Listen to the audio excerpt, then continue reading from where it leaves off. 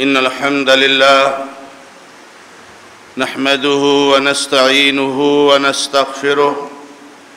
ونعوذ بالله من شرور أنفسنا ومن سيئات أعمالنا من يهده الله فلا مضل له ومن يضلل فلا هادي له وأشهد أن لا إله إلا الله وحده لا شريك له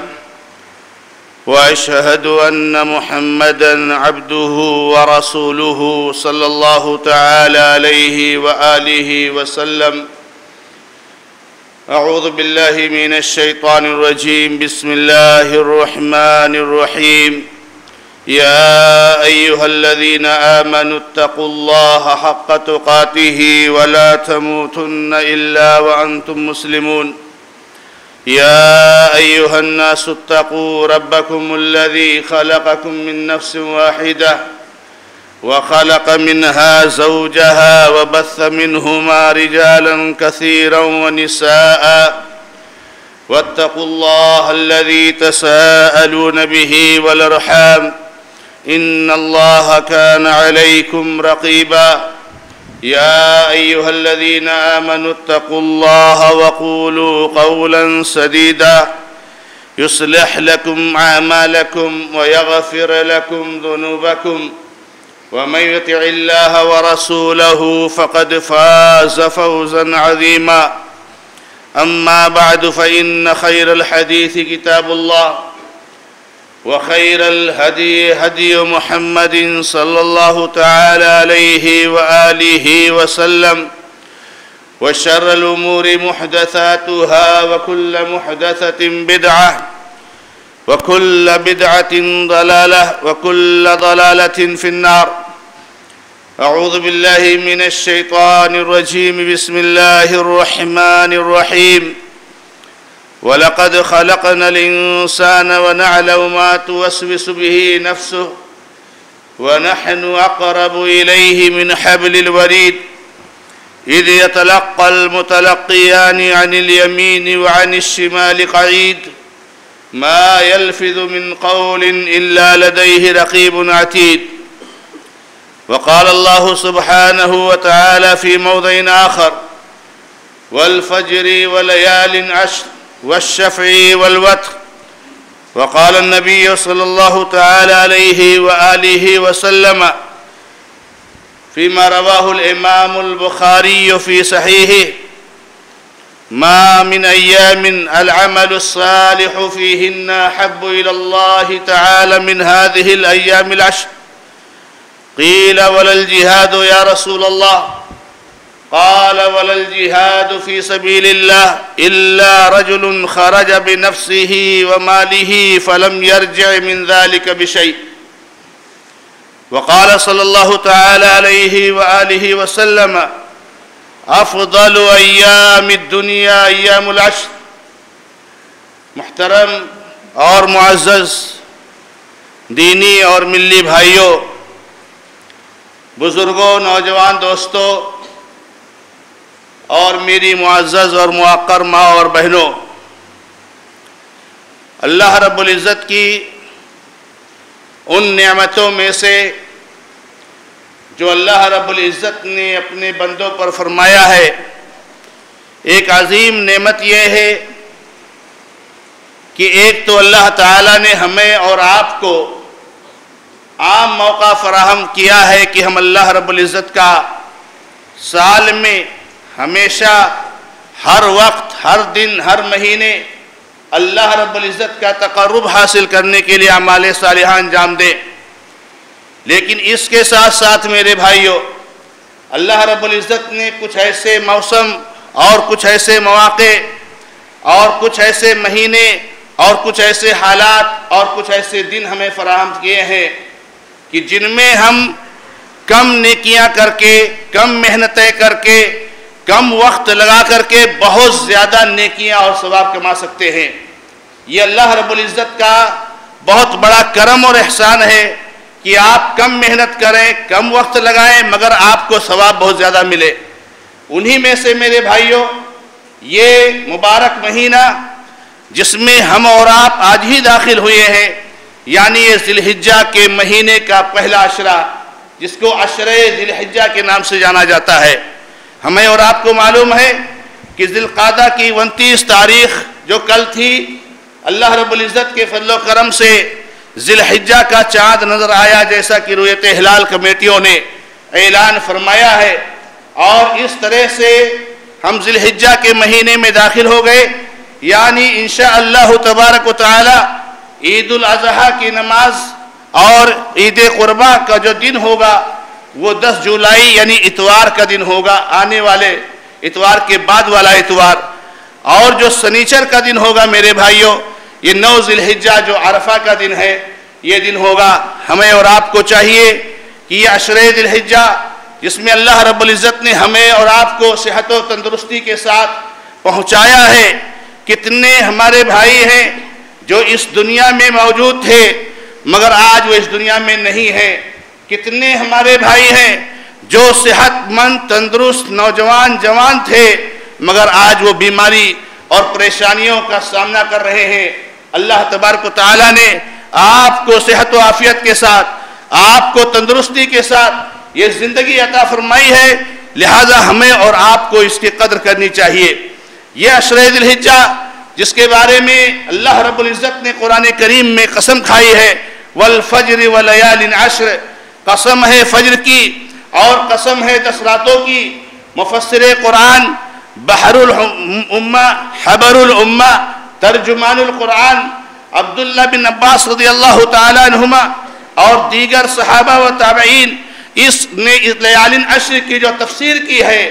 اور اس کا جو خلاصہ کیا ہے کہ لیال عشر سے مراد یہ ذی الحجہ کے 10 ابتدائی دن ہیں میرے بھائیوں، یعنی اللہ تعالیٰ نے ان 10 دنوں کی اپنے کلام میں قسم کھائی ہے، جو کہ ان کی عظمت اور جو کہ ان کے تقدس اور جو کہ ان کے مقام کی رفعت اور بلندی پر دلیل ہے۔ ویسے بھی ہم اور آپ جانتے ہیں میرے بھائیوں کہ ذی الحجہ کا یہ مہینہ حرمت والے 4 مہینوں میں سے ایک مہینہ ہے۔ ذی القعدہ، ذی الحجہ اور محرم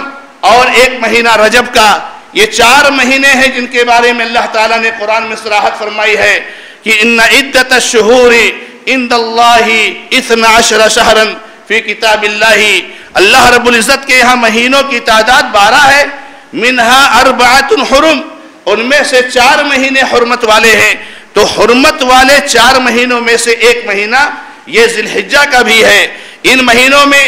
ایک مسلمان کو خاص طور سے اللہ رب العزت کے شاعر کی تعظیم، اللہ رب العزت کے احکامات کی اطاعت، لڑائی جھگڑے جنگ قتال اور تنازعات اور گالی گلوچ اور دیگر محرمات سے جو ہے کیا نام ہے دور رکھنا چاہیے اپنے آپ کو،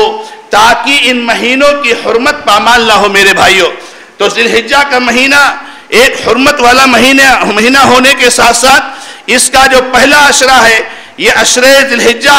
اس کی خاص اہمیت جو ہے کیا نام ہے اللہ رب العزت نے اس کی قسم کھائی، اور اللہ کے نبی محمد رسول اللہ صلی اللہ علیہ وسلم کی بہت معروف اور مشہور روایت ہے جسے ہم اور آپ سبھی جانتے ہیں میرے بھائیوں کہ اللہ کے نبی علیہ السلام نے فرمایا ما من ایام العمل الصالح فیہن احب الی اللہ، کوئی بھی دن سال بھر میں ایسا نہیں ہے جس میں عمل صالح اللہ رب العزت کو زیادہ محبوب ہو ان 10 دنوں سے، ذی الحجہ کے ان ابتدائی 10 دنوں سے زیادہ کسی دن میں کسی ایام میں اللہ تعالیٰ کو عمل صالح کرنا زیادہ محبوب ہو، سال میں کوئی ایسا دن نہیں ہے اور کوئی ایسا ایام نہیں ہے۔ آپ سے پوچھا گیا، آپ سے سوال کیا گیا، اے اللہ کے نبی علیہ السلام کیا اللہ کے راستے میں جہاد کرنا بھی نہیں ہے؟ جہاد کرنا تو بہت افضل کام ہے، بہت بڑی نیکی ہے اور بہت بڑا ثواب کا ذریعہ ہے مجاہدین کے لیے اور اللہ کے راستے میں شہید ہو جانے والوں کے لیے۔ اللہ رب العزت نے ان کی عظمت کو بیان کرتے ہوئے کہا ہے وَلَا تَقُولُوا لِمَنْ يُقْتَلُ فِي سَبِيلِ اللَّهِ أَمْوَاتٌ بَلْ أَحْيَاءٌ وَلَكِنْ لَا تَشْعُرُونَ، اے لوگو جو اللہ کے راستے میں شہید کیے جاتے ہیں ان کو تم مرا ہوا مت کہو، ان کو مردہ مت کہو، اصل زندگی تو انہی کی ہے لیکن تمہیں اس کا احساس نہیں ہے، تم اس کو محسوس نہیں کر سکتے۔ یہ عظمت شہید کی اور یہ عظمت اللہ کے راستے میں لڑتے لڑتے اپنی جان کو قربان کرنے والے کی، لہٰذا آپ سے پوچھا گیا کہ اللہ کے راستے میں جہاد کرنا بھی دوسرے دنوں میں اس سے افضل نہیں ہے؟ اللہ کے نبی علیہ السلام نے فرمایا کہ اللہ کے راستے میں جہاد کرنا بھی نہیں، مگر ایک آدمی جو اپنے مال کے ساتھ، اپنی جان کے ساتھ اللہ کے راستے میں جہاد کے لیے نکلتا ہے اور اپنے مال کو بھی پورا قربان کر دیتا ہے اور اپنی جان کو بھی قربان کر دیتا ہے تو وہ ایک الگ مسئلہ ہے، اس کا مقام، اس کا رتبہ زیادہ ہے۔ تو میرے بھائیوں، اللہ کے بندو، اللہ کے نبی علیہ السلام نے اس حدیث کے ذریعے سے ان دنوں کی عظمت اور اہمیت کو بتایا ہے، اور مطلق طور سے اللہ کے نبی علیہ السلام سے بعد حدیث کی کتابوں میں یہ ثابت ہے کہ نبی علیہ السلام فرماتے ہیں افضل ایام الدنیا ایام العشر،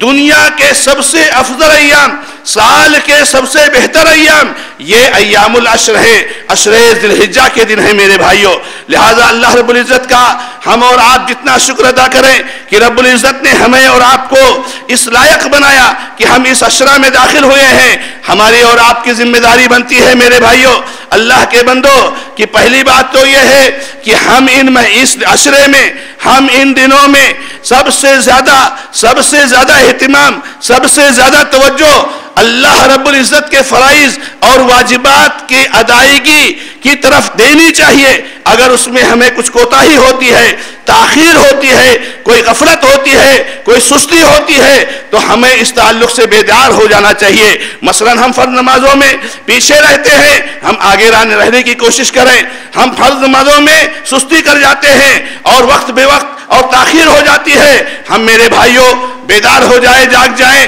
اور فرض نمازوں کی ادائیگی کو سب سے زیادہ ہم فوقیت دیں۔ اسی طریقے سے جن چیزوں کو اللہ رب العزت نے حرام کیا ہے، جن کو ہمارے لیے محرم قرار دیا ہے، ان محرمات سے چاہے وہ جھوٹ ہو، چاہے وہ غیبت ہو، چاہے وہ چغلخوری ہو، چاہے وہ گالی گلوج ہو، چاہے ظلم و زیادتی ہو، چاہے وہ غصب اور ہڑپ ہو، چاہے وہ پڑوسی کو تکلیف دینا ہو، چاہے وہ رشتہ داری کاٹنا ہو، ان سارے محرمات سے اپنے آپ کو دور رکھنے کی کوشش کریں، کیونکہ میرے بھائیوں جس طرح سے فرائض کو انجام دینا نیکی ہے، فرائض کو انجام دینا ثواب کا ذریعہ ہے، اسی طرح سے برائیوں سے بچنا اور محرمات سے بچنا، گناہوں سے دور رہنا، یہ بھی اللہ رب العزت کے تقرب کا ایک بہت اہم ذریعہ ہے۔ بلکہ محرمات سے بچنا، گناہوں سے بچنا نیکیوں کے انجام دینے سے زیادہ مقدم ہے۔ درء المفاسد مقدم علی جلب المصالح، تو میرے بھائیوں اس کی طرف ہمیں سب سے پہلے نمبر پر توجہ دینی چاہیے۔ دوسرے نمبر پر اللہ کے بندو، ان دنوں میں ہمیں کیا نام ہے نیکیاں انجام دینی چاہیے، تو ہمیں اور آپ کو نفلی عبادات کا خاص اہتمام کرنا چاہیے۔ جتنی نمازیں آپ پڑھ سکتے ہیں، روزے رکھ سکتے ہیں، تلاوت کر سکتے ہیں، ذکر و اذکار، تسبیح، تحلیل، توبہ، استغفار، دعا، مناجات، اور اس کے علاوہ رشتہ داری کا جوڑنا، پڑوسی کے ساتھ سلوک کرنا، والدین کی خدمت کرنا، والدین کے ساتھ سلوک کرنا، جتنی عبادتیں آپ انجام دے سکتے ہیں آپ انجام دیں۔ اور خاص طور سے اللہ کے نبی محمد رسول اللہ صلی اللہ علیہ وسلم نے بعض حدیثوں میں اس کا تذکرہ بھی فرمایا ہے، فَأَكْثِرُوا فِيهِنَّ مِنَ التَّكْبِيرِ وَالتَّسْبِيحِ وَالتَّحْلِيلِ وَالتَّحْمِيدِ۔ اللہ کے نبی صلی اللہ علیہ وسلم نے جب یہ حدیث بیان فرمائی تو بعض حدیثوں میں یہ الفاظ بھی نبی علیہ السلام کے ہیں کہ اے لوگوں، یہ سال کے سب سے افضل ایام ہیں اللہ رب العزت کے یہاں عمل صالح کے لیے، تو تم لوگ اس میں خوب زیادہ سبحان اللہ کہو، تم لوگ خوب زیادہ اللہ اکبر کہو، تم لوگ خوب زیادہ الحمدللہ کہو، تم لوگ خوب زیادہ لا الہ الا اللہ کہو۔ یعنی اللہ رب العزت کا ذکر کرنا اور اللہ کی تکبیر بلند کرنا، اللہ کی تسبیح بیان کرنا، اللہ کی تحمید بیان کرنا، تحلیل کا ورد کرنا، یہ میرے بھائیوں خاص طور سے اللہ کے نبی علیہ السلام نے اس کی طرف توجہ دلائی ہے۔ اور ہم اور آپ جانتے ہیں کہ صحابہ کرام کا، اسلاف کرام کا یہ معمول رہا ہے کہ اس عشرے میں تکبیر تکبیرات کے پکارنے کا اہتمام کرتے تھے. تکبیرات جس کو تکبیرات مطلق ہم کہتے ہیں یا تکبیرات مطلقہ کہتے ہیں، تو وہ تکبیرات ہمیشہ صبح شام رات دن چلتے پھرتے اٹھتے بیٹھتے کاروبار دکان اپنے جو ہے کہ نام دوسری جگہوں میں دوسری مصروفیات میں آپ تکبیرات کو پکارنے کی کوشش کریں. اللہ اکبر لا الہ الا اللہ واللہ اکبر وللہ الحمد. اور اسی طریقے سے تکبیرات کے جو دوسرے صیغے صحابہ اور تابعین سے ثابت ہیں میرے بھائیوں، ان کا اہتمام کیا جائے. ابو ہریرہ رضی اللہ تعالیٰ عنہ، عبداللہ ابن عمر رضی اللہ تعالیٰ عنہما کے بارے میں آتا ہے کہ یہ بازاروں میں جاتے اور اللہ رب العزت کی تکبیرات کو بلند کرتے. لوگ ان کی تکبیرات کو سن کر کے وہ بھی اللہ تعالیٰ کی بڑائی بیان کرتے اور تکبیرات بلند کرتے. لہذا یہ شاعر دنیا میں سے ہے، یہ اسلام کے شاعر میں سے ہے کہ ہمیں اس عشرے میں خاص طور سے تکبیرات کے بلند کرنے کا اہتمام کرنا چاہیے. اور جو تکبیرات خاصہ ہیں یا تکبیرات مقیدہ ہیں میرے بھائیوں، یعنی نمازوں کے بعد خاص طور سے وہ 9 ذی الحجہ جو عرفہ کے دن کا دن ہے، اس کی صبح فجر سے لے کر کے ایام تشریق کے آخر تک ہمیشہ ہر وقت تو کہنا ہی کہنا ہے، مگر نمازوں کے بعد بھی اس کا اہتمام کرنا چاہیے. تو یہ خاص عبادت ہے کہ جس کی طرف ہمیں اور آپ کو توجہ دینی چاہیے. اسی طریقے سے میرے بھائیوں، جن نیکیوں کا تذکرہ احادیث میں خصوصیت کے ساتھ ملتا ہے، اس میں روزے کا اہتمام کرنا. اللہ کے نبی علیہ السلام بھی روزہ رکھتے تھے اور صحابہ کرام بھی روزہ رکھتے تھے، اور خود عام حدیثوں میں جس میں عمل صالح کی ترغیب دلائی گئی ہے اس میں بھی جو ہے کیا نام ہے یہ عمل صالح داخل ہے. لہذا اگر کوئی مسلمان بھائی چاہتا ہے، کوئی ہماری بہن چاہتی ہے، کوئی ہماری ماں چاہتی ہے کہ وہ 1 ذی الحجہ سے لے کر 9 ذی الحجہ تک روزہ رکھیں، تو بلا شک و شبہ یہ اللہ کے نبی علیہ السلام سے ثابت ہے. اور روزہ رکھنا یہ بہت بڑی نیکی اور بہت بڑا نیک کام ہے میرے بھائیوں. اس لیے جو ہے کہ نام اس کا اہتمام کیا جائے. لیکن اگر پورے عشرہ میں روزہ نہیں رکھ سکتے ہیں تو سبھی کو معلوم ہے کہ 9 ذی الحجہ عرفہ کے دن کا روزہ کا اہتمام ضرور ہونا چاہیے، کیونکہ اس کی فضیلت زیادہ ہے. البتہ یاد رہے میرے بھائیوں کہ عید الاضحیٰ کے دن، قربانی کا جو دن ہے، عید کا جو دن ہے، اور اس کے بعد 11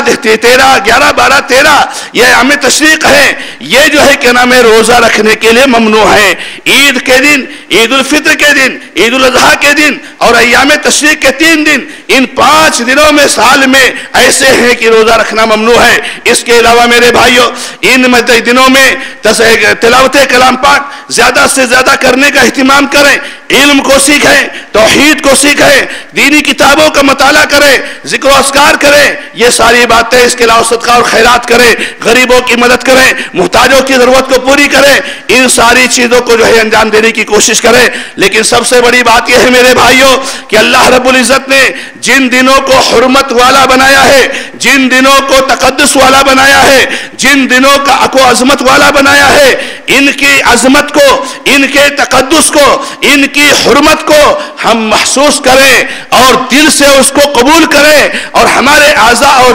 جوارح سے ان کی حرمت اور تقدس کا پاس و لیاز رکھنا ظاہر ہو. یہ سب سے بڑی بات ہے ایک مومن کے لیے. ایک مومن ایسا نہیں ہوتا ہے کہ کوئی بھی دن آئے، کوئی بھی موقع آئے، کوئی بھی مہینہ آئے اور اس کے لیے وہ ایسے ہی گزر جائے جیسے کوئی اہمیت کا حامل نہیں ہے. یہ میرے بھائیوں ایمان کے منافی ہے اللہ کے بندو. لہذا ہمیں ان کی حرمت کا خیال رکھنا چاہیے اور اس کی طرف توجہ دینی چاہیے اور اس کی طرف دھیان دینا چاہیے. اس کے علاوہ میرے بھائیوں میں جو بات کہنا چاہتا ہوں آپ کے سامنے آج کے اس خطبے میں، خاص طور سے باقی چیزیں انشاءاللہ اگلے خطبے میں آپ کو بیان کی جائیں گی، وہ عید الاضحیٰ کی مناسبت سے، قربانی کے موقع پر میں آج کے دن آپ کے سامنے یہ رکھنا چاہتا ہوں کہ میرے بھائیوں عید الاضحیٰ میں کے دن اور اس کے بعد ایام تشریق میں جو قربانی کی جاتی ہے، قربانی کے تعلق سے اگر ہمارے بعض بھائیوں کے یہاں غفلت موجود ہے، سستی موجود ہے، بے توجہی موجود ہے،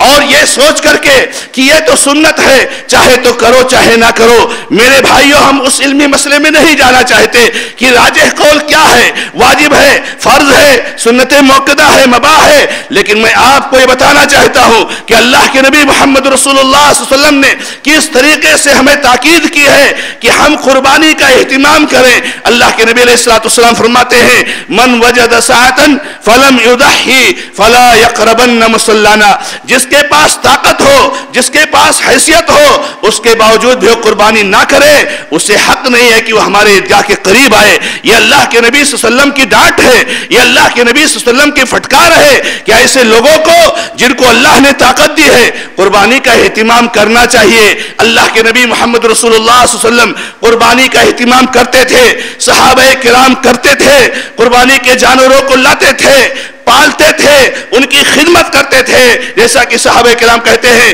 کُنَّا نُسَمِّنُ الْأُضْحِيَةَ بِالْمَدِينَةِ إِلَى عَهْدِ رسول اللہ صلی اللہ علیہ وسلم، ہم قربانی کے جانوروں کو لا کر کے ان کو پالا کرتے تھے نبی صلی اللہ علیہ وسلم کے زمانے میں۔ تو میرے مسلمان بھائیوں، اللہ نے اگر آپ کو نوازا ہے تو یہ آپ کی ذمہ داری بنتی ہے میرے بھائیوں کہ قربانی کرنا اسلام کے شعائر میں سے ایک شعیرہ ہے اور اسلام کی نشانیوں میں سے ایک نشانی ہے، اس کا اہتمام کرنا چاہیے، جو آج کا نہیں ہے، نبی صلی اللہ علیہ وسلم کے زمانے کا نہیں ہے، بلکہ ابراہیم علیہ السلام سے جو یہ سلسلہ شروع ہوا ہے میرے بھائیوں۔ جب محمد رسول اللہ صلی اللہ علیہ وسلم سے پوچھا گیا ما ہی الاضاحی، اے اللہ کے نبی علیہ السلام یہ قربانی کا سلسلہ کیا ہے، یہ قربانیاں کیا ہیں؟ تو نبی علیہ السلام نے فرمایا سنت ابیکم ابراہیم علیہ السلام، تمہارے ابا، تمہارے جو ہے والد ابراہیم علیہ السلام کی سنت ہے، انہوں نے اپنے اولاد بیٹے اسماعیل کو ذبح کیا تھا، گرچہ اللہ رب العزت نے بچایا ان کو، اللہ کے حکم سے ذبح کرنے کے لیے تیار ہو گئے۔ ہم قربانی تو جانور کی کرتے ہیں، ہم بکرا ذبح کریں یا بکری ذبح کریں یا کوئی اور جانور ذبح کریں جو قربانی میں مشروع ہے، مگر ہماری روح اور ہماری نیت اور ہمارا جذبہ یہی ہوتا ہے کہ اللہ یہ میں جانور ذبح کر رہا ہوں، مگر میں تجھ سے وعدہ کرتا ہوں رب العالمین کہ اگر تیرے راستے میں کل میری جان کی قربانی لگی، کل میری اولاد کی قربانی لگی، کل میرے مال کی قربانی لگی، کل میرے کسی پوری زندگی کی کوئی چیز کی قربانی لگی، میں قربانی دینے کے لیے تیار ہوں۔ یہ اللہ کے پاس اور اللہ کے سامنے اور اللہ کے لیے یہ عہد پیمان ہوتا ہے اور یہ جذبہ کا اظہار ہوتا ہے۔ لہذا میرے بھائیوں، اگر ممکن ہے تو قربانی کا اہتمام کرنا چاہیے۔ ہاں، جو لوگ نہیں وسعت پاتے ہیں، جو لوگ نہیں طاقت پاتے ہیں، فلا یکلف اللہ نفسا الا وسعها، تو اللہ تعالیٰ کسی نفس کو طاقت سے زیادہ بوجھ نہیں ڈالتا ہے۔ اللہ رب العزت نے جن کے پاس حیثیت نہیں ہے ان کو نہیں مکلف کیا ہے کہ نعوذ باللہ وہ جو ہے کیا نام ہے کسی بھی طریقے سے کیسے بھی کر کے قربانی کریں، ایسا کچھ نہیں ہے۔ اسی لیے نبی صلی اللہ علیہ وسلم نے کہا من وجد ساعتن فلم یضحی، جب طاقت ہو، حیثیت ہو اور جو ہے کیا نام قربانی نہ کرے، تو نبی علیہ السلام نے ان کے تعلق سے یہ وعید سنائی ہے۔ اللہ رب العزت سے دعا کرتا ہوں کہ رب العزت ہمیں اور آپ کو عشر ذی الحجہ میں زیادہ سے زیادہ اللہ کو خوش کرنے کے ذرائع اپنانے کی توفیق عطا فرمائے، زیادہ سے زیادہ اعمال صالحہ کی توفیق عطا فرمائے۔ اللہ تعالیٰ آنے والے قربانی کے ایام کو اور یہ عشر ذی الحجہ کو ہمارے لیے مبارک بنائے۔ اللہ تعالیٰ ہم سب کو اللہ کو خوش کر کے جنت میں داخل ہونے کی توفیق عطا فرمائے۔ بارک اللہ لی و لکم فی القرآن الکریم ونفعنی وإیاکم بالآیات والذکر الحکیم، انہ تعالیٰ جواد کریم ملک رؤوف رحیم۔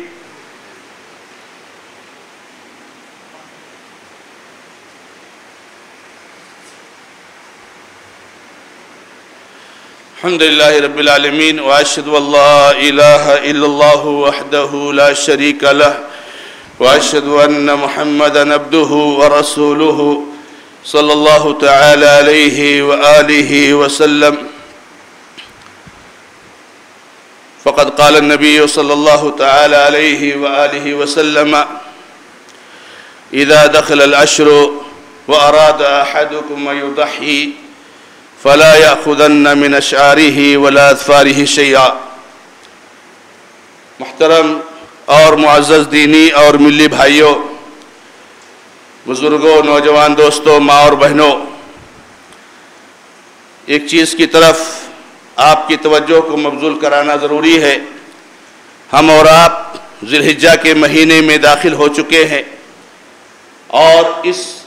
مہینے کے پہلے عشرے سے متعلق اللہ کے نبی علیہ السلام کی خاص توجیہ ان لوگوں کے لیے ہے جو قربانی کرنے کا ارادہ رکھتے ہیں، جانور لیے ہوں یا نہ لیے ہوں،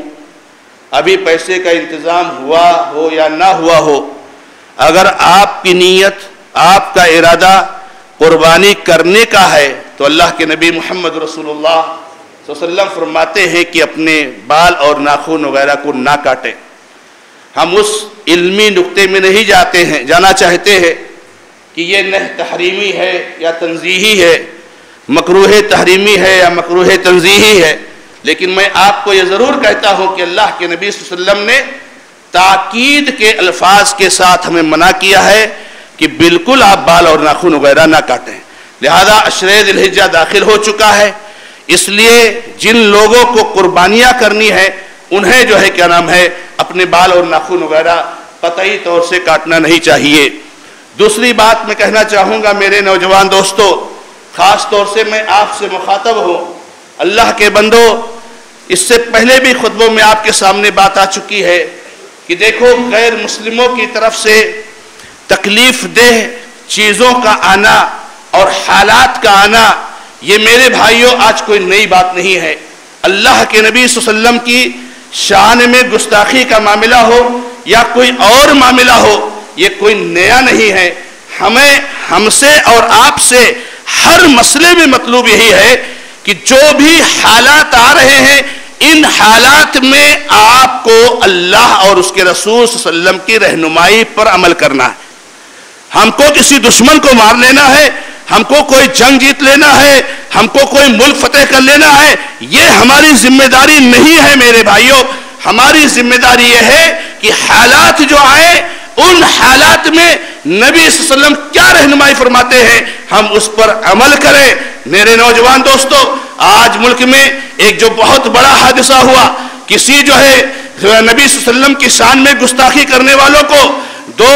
لوگوں نے جو بے دردی سے قتل کیا، اس کی اجازت اسلام کبھی نہیں دیتا ہے، کبھی نہیں دیتا ہے اور کبھی نہیں دیتا ہے۔ واللہ انہوں نے یہ کام کر کے کوئی نیکی نہیں انجام دی ہے۔ واللہ اگر یہ محمد رسول اللہ صلی اللہ علیہ وسلم سے سچے محبت کرنے والے ہوتے تو اس مشکل وقت میں بھی نبی صلی اللہ علیہ وسلم کی سنت کو اپنانے کی کوشش کرتے، نبی صلی اللہ علیہ وسلم کا کیا حکم ہے اس کو بھی اپنانے کی کوشش کرتے۔ ہم ایسے سارے واقعات کی بہت سخت الفاظ میں مذمت کرتے ہیں۔ اور میرے نوجوان دوستو، اللہ رب العزت نے بار بار ہمیں اور آپ کو قرآن میں کہا ہے وَإِن تَعْفُوا وَتَصْفَحُوا وَإِن تَصْبِرُوا، اس طرح کے الفاظ کہ اگر تم نے نظر انداز کرو، صبر سے کام لو، ان کی سازشیں آپ کو کچھ بھی نقصان نہیں پہنچا سکتی ہے۔ جذباتیت میں مت آئیے۔ آپ سے یہ فرقہ پرست ناصر یہی چاہتے ہیں کہ آپ جذباتیت میں آؤ اور ایسے اقدام کرو تاکہ پوری دنیا میں آپ کی شبیہ خراب کرنے کا ان کو موقع ملے۔ اللہ رب العزت ہماری اور آپ کی سب کی حفاظت فرمائے۔ ان اللہ و ملائکتہ یصلون علی النبی یا ایھا الذین آمنوا صلوا علیہ وسلموا تسلیما۔ اللهم صل على محمد وعلى آل محمد كما صليت على إبراهيم وعلى آل إبراهيم إنك حميد مجيد. اللهم بارك على محمد وعلى آل محمد كما باركت على إبراهيم وعلى آل إبراهيم إنك حميد مجيد.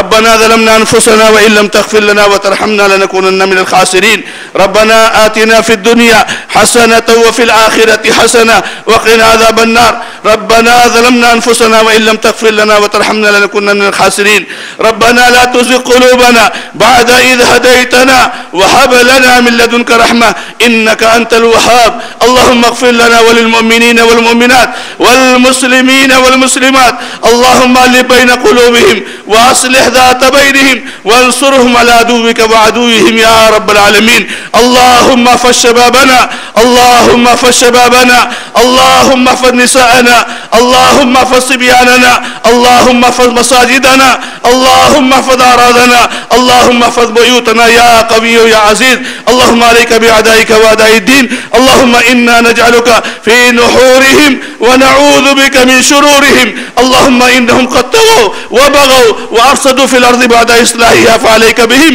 إنهم لا يجوزونك بشيء في الأرض ولا في السماء فعليك بهم يا ذا الجلال والإكرام يا قوي يا عزيز. أقول قولي هذا وأستغفر الله لي ولكم ولسائر المسلمين فاستغفروه إنه هو الغفور الرحيم. الحمد لله رب العالمين.